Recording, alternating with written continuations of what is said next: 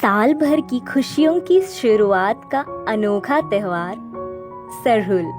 यह पर्व प्रत्येक वर्ष चैत्र शुक्ल पक्ष के तृतीय से शुरू होकर चैत्र पूर्णिमा के दिन संपन्न होता है।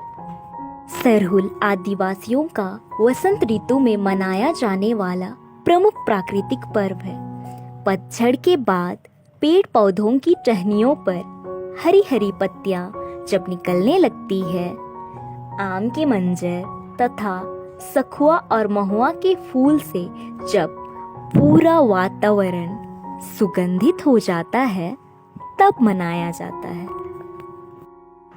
इस पर्व में साल अर्थात सखुए की वृक्ष का विशेष महत्व है।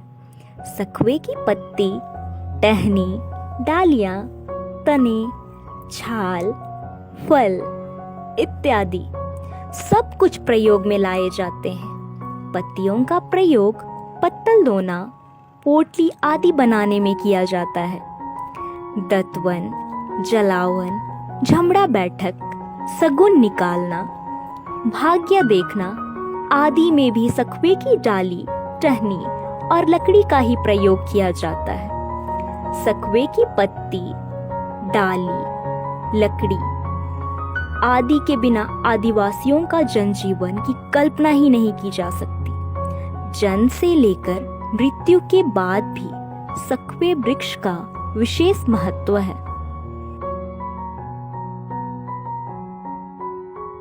सखुए की पत्ती, डाली, लकड़ी आदि के बिना आदिवासियों का जनजीवन की कल्पना करना असंभव है।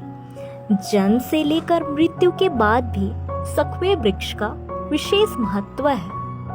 आदिवासियों की परंपरा के अनुसार इस पर्व के बाद नई फसल को उपयोग में लाया जाता है और आदिवासियों की नववर्ष की शुरुआत होती है। सरहुल दो शब्दों से मिलकर बना है, सर और हुल। सर का अर्थ सरई अर्थात सखुए की फल या फूल से होता है, जबकि हुल का अर्थ क्रांति से है। इस प्रकार सखुए की फूलों की क्रांति को सरहुल के नाम से जाना जाता है। सरहुल में एक वाक्य प्रचलन में है, नाची से बची, अर्थात जो नाचेगा वही बचेगा। ऐसी मान्यता है कि आदिवासियों का नृत्य ही संस्कृति है। इस पर्व में झारखंड और अन्य राज्य में जहाँ यह पर्व मनाया जाता है, जगह जगह नृत्य किया जाता है। महिलाएं सफेद में लाल पाड़ वाली साड़ी पहनती है और नृत्य करती है। सफेद पवित्रता और शालीनता का प्रतीक है, जबकि लाल संघर्ष का।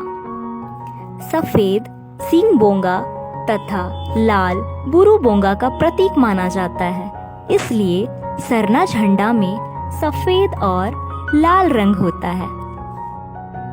वर्तमान में दूषित पर्यावरण और उजड़ते जंगलों के कुप्रभाव को देखते हुए समस्त मानवता के सामने चिंता का विषय बन गया है। भावी पीढ़ी के लिए स्वच्छ वातावरण, विशुद्ध पर्यावरण दे सकने के लिए आवश्यक है कि आदिवासियों की मौलिक मनोवृत्ति, उनकी परंपराएं अपनाई जाएं। प्राकृतिक और पर्यावरण को विशुद्ध रखने का नैसर्गिक गुण ही उनकी विरासत है, उनकी सांस्कृतिक पहचान है, उनके अस्तित्व का मूल अवयव है। इसका बचाव पूरे मानव जाति के लिए उपहार बन सकता है। आशा है कि यह पर्व हमारे लिए नवजीवन, खुशी, आशा, संपन्नता, पवित्रता और एकता का त्योहार बनकर आएगा।